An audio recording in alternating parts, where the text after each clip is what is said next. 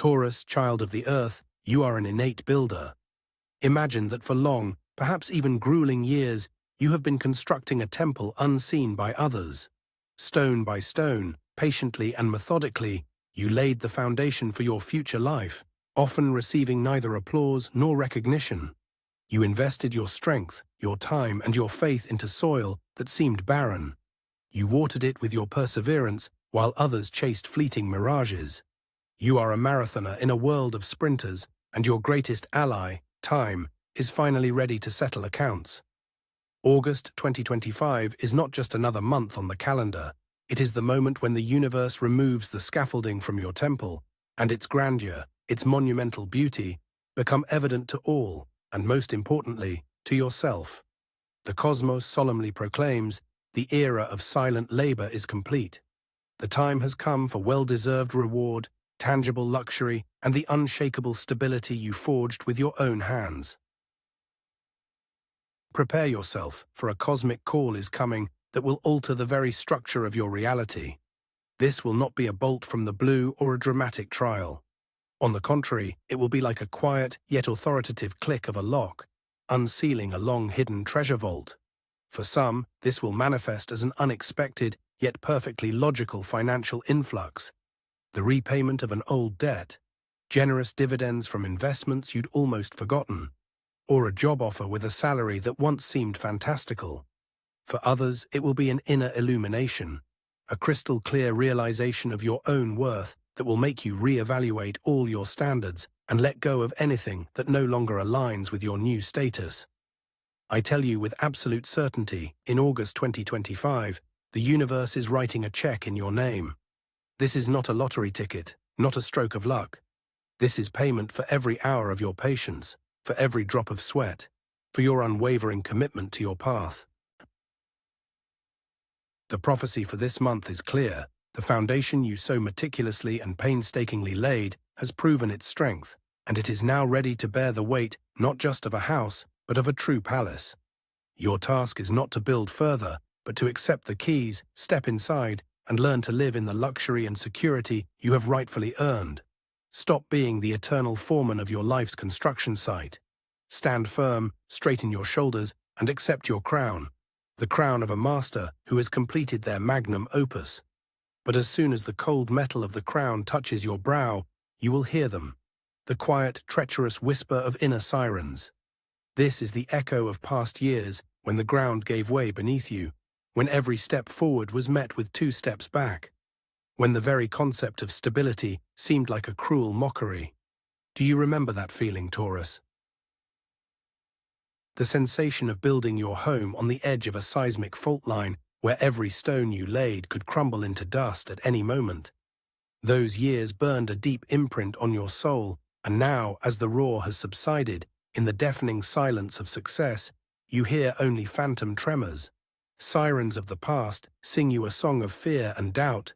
This is temporary. It's an illusion. Don't relax. Prepare for a new struggle. And herein lies the main trap of August, your personal dragon to tame. Your greatest virtue, your legendary stubbornness, the very strength that helped you endure, now risks becoming your greatest enemy.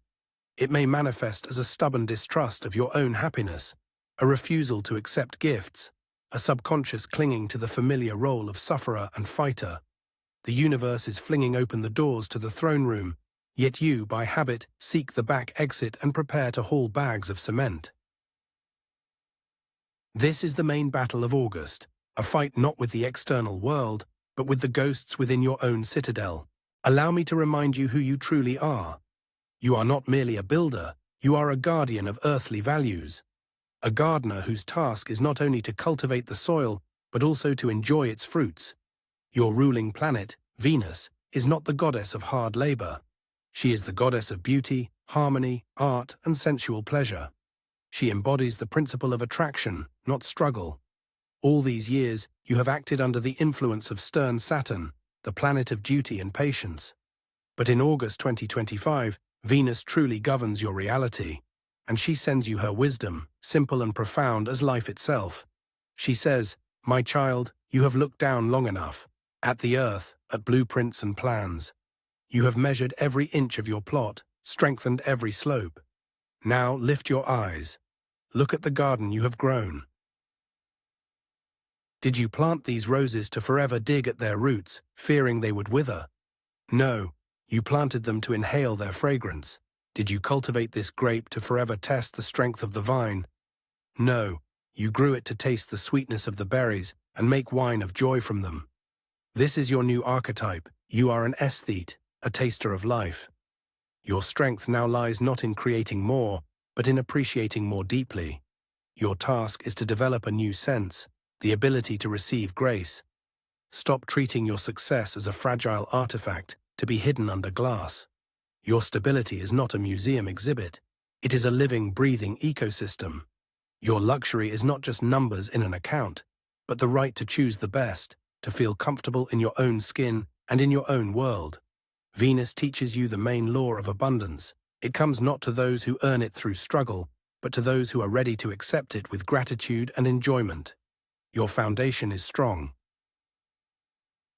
Now allow yourself to become not its guardian, but its master, who hosts a feast in their palace, so that this feast does not become your last, and your palace not a golden cage.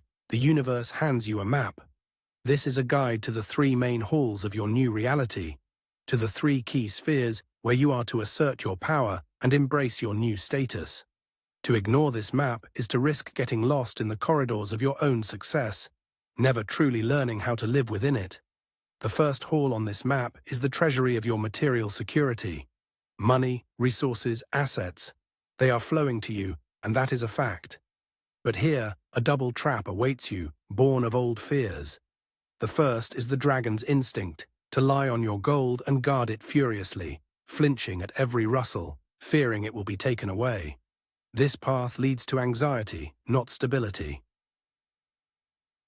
The second trap, more insidious for a Taurus, is the foreman's instinct to immediately pour all acquired funds into a new excavation, into another grand construction project, once again plunging into the familiar cycle of hard labor. The cosmos tells you, stop. Your task in August is not to multiply your capital through sweat, but to make it work for you in peace and quiet. The practical step here is not frantic investments, but wise management. Consult a financial advisor. Create a safety net that won't just sit idly, but will generate passive income. Your goal is not to build another floor, but to establish a life support system in your palace that will maintain warmth and light, even when you sleep. Allow money to become your servant, not a new master demanding eternal tribute in the form of your time and nerves. The second hall is the banquet hall of your personal relationships. Your energy has changed. You no longer radiate vibrations of struggle and need. You exude an aura of abundance, confidence, and self-worth. And this, Taurus, is a powerful magnet. People will be drawn to your light, to your warmth. But it is here that Venus demands a new skill from you, divine discernment. Previously, you might have earned love and friendship by being useful, reliable, and giving. Now, the universe asks you to simply learn to accept admiration and love without trying to earn them. Your challenge is to distinguish those who have come to the feast to share in your joy from those who have merely come to feed at your expense. Your main tool is not logic, but your innate bodily tuning fork. When you interact with someone, listen to your body. Do you feel relaxation, warmth, harmony? Or a subtle, barely perceptible tension, as if you are being scanned and evaluated? This is the voice of Venus. Ruthlessly but calmly distance yourself from those who evoke the second type of sensation. Your circle of acquaintances is your court. In August, you will conduct an audit and keep only those whose presence itself is a gift, not those who expect gifts from you. And finally, the third, most intimate hall is the secret gardens of your lifestyle and creativity. For years, you lived by the principle of business first, pleasure later, and more often than not, pleasure never arrived. Your inner critic, hardened by Saturn, whispers that rest is laziness and enjoyment without purpose is a waste of time. This is the deepest and most harmful lie you must eradicate. In August, your sacred duty becomes an investment in joy, not in what is useful, not in what develops, but in what brings pure, unadulterated, sensual pleasure. The practical advice sounds almost blasphemous for a workaholic. Start planning, doing nothing. Schedule an hour of contemplation, an aimless walk, a candlelit bath in your daily planner. Buy that expensive yet incredibly comfortable item for your home that you forbade yourself. Sign up for a pottery class not to become a potter, but to feel the clay in your hands. Allow yourself the luxury of being inefficient. It is in these useless activities that the key to a new state lies. You are not just a builder, you are an aesthete. And your main masterpiece now is the art of living beautifully, savoring every moment, as a connoisseur savors a rare wine. To master these three halls means not just to enter the palace, but to become its rightful, happy, and serene ruler. It is at this moment, as you accept the scepter of your new life, that you will discover your wisest advisor is silent. It will not arrive with grand speeches or offer cunning strategies. It has long been by your side, patiently waiting for you to turn your attention to it. This could be an inherited object, an old grandfather's chair imbued with the peace of generations, a painting bought on a whim whose landscape inexplicably soothes your soul, or even just an unusually shaped stone picked up on the day you made a fateful decision. This item is not just a thing, it is your personal artifact of power, an anchor cast in the harbor of your new reality. It is the physical embodiment of your victory over chaos.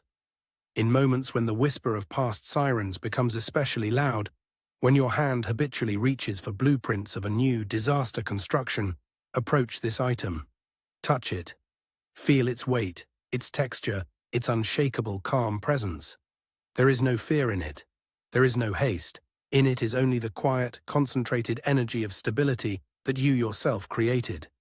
This item is your unexpected ally, your silent tuning fork, which will unfailingly align you with the vibrations of dignity and peace, silencing the phantom echoes of past battles. It is your proof, carved in matter, your world is solid, your throne is real. But even with such an anchor in hand, you are about to pass through a storm that will erupt not in the external world, but in the depths of your consciousness. Prepare for August 19th. On this day, the full moon in Aquarius, a sign of the future and radical change, will rise in your sky not as a romantic lantern, but as a ruthless investigator's spotlight. And it will shine on the dustiest, most locked archives of your mind, on your old plans, those very ones you so meticulously developed during years of need. Plan B for financial collapse, Plan C for betrayal, detailed instructions for survival when everything falls apart again. You considered them your armor, your wisdom, hard-won through experience. But the cold, objective light of this full moon will expose a terrifying truth. Your armor has become a cage. Your plans for misfortune are the very script by which you subconsciously continue to live, sabotaging your own happiness. You will see this with crystal clarity. Here you are refusing a luxurious trip because money must be saved for a rainy day, thereby programming the arrival of that day. Here you are keeping your distance from someone who genuinely admires you, because your betrayal plan demands you never fully trust anyone. The full moon in Aquarius will eclipse your old strategies. It will present you with a choice from which there is no escape. Either you continue to live in perpetual war preparation mode while in a peaceful, flourishing garden, or you burn these old maps, recognizing that they lead to a country that no longer exists. This moment will be your true initiation. Not receiving money, not external recognition, but the conscious abandonment of a survival mentality is your main step towards genuine prosperity. This will be an act of the greatest courage, to trust a world in which you have already triumphed. And so you stand on the ashes of your old fears, clutching those yellowed maps, those instructions for survival in a world that no longer exists. And at that very moment, in the deafening silence after the full moon's revelation, an abyss opens before you. But it is not an abyss of destitution or disaster. It is an abyss of absolute freedom, and it frightens you far more. For the old maps, despite their grimness, gave you the illusion of control. They gave you a role, the role of the steadfast fighter, the eternal sufferer, the wise and sorrowful hero ready for the worst. This role became your second skin. To abandon it means to take a leap into the unknown without the safety net you so cherished. And your inner critic, Your old, loyal companion Saturn will speak one last time, but with unprecedented force.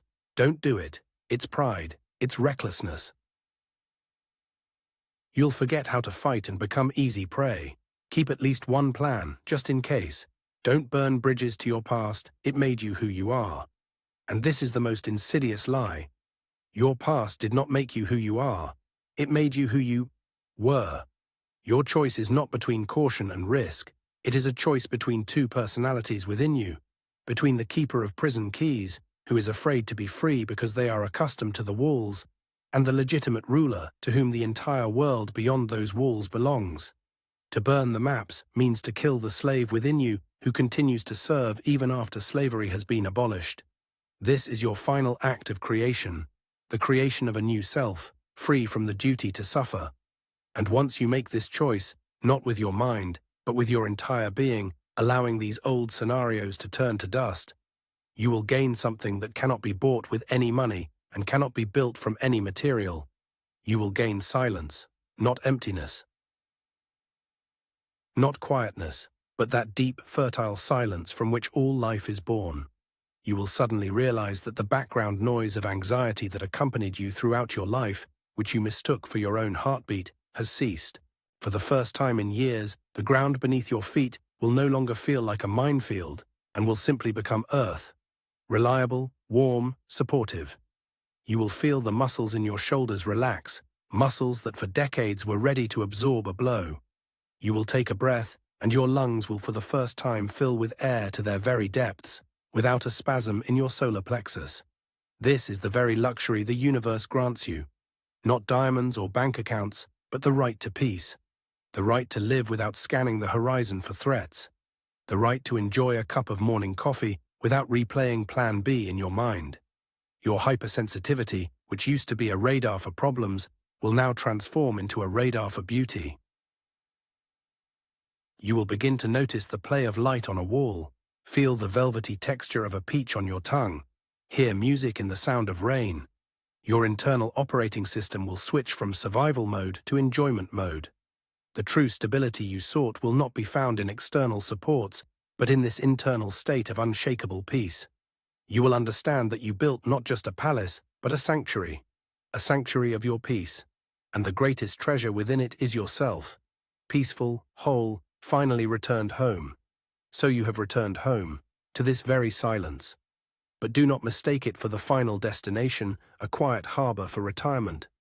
No, this is kilometer zero of an entirely new road, one paved not from fear, but from pure inspiration. This is the very fertile black earth you have so long enriched with your patience. And now it awaits not seeds of survival, but seeds of magnificence. For this earth to remain sacred, you need a new law. Not carved in stone, but inscribed in your very heart. Make it your daily prayer, your inner tuning fork, your main principle of being. Repeat it until it becomes as natural as your breath. Here is your mantra as a sovereign, the mantra of the master of your reality. My peace is my highest value. I allow into my life only what amplifies it, and gratefully savor the fruits my world offers me. Say this. Feel the air vibrate with these words. This affirmation is not just a set of sounds, it is the key unlocking the last previously sealed door in your palace. Beyond it are no treasuries, no throne rooms. Beyond it is a bright, spacious workshop with enormous windows overlooking your flourishing garden. The universe, having confirmed that you have perfectly mastered the art of receiving and enjoying, now asks you a new, almost inaudible question. What beauty will you now give to this world? Your next great adventure, Taurus, is no longer building for yourself. It is creating what will become a legacy for others. Your path led from builder to aesthete. Now it guides you to the role of creator, whose hands create beauty not for protection, but for pure joy. The era of deserved reward smoothly transitions into an era of generous creation. Your best work is yet to come.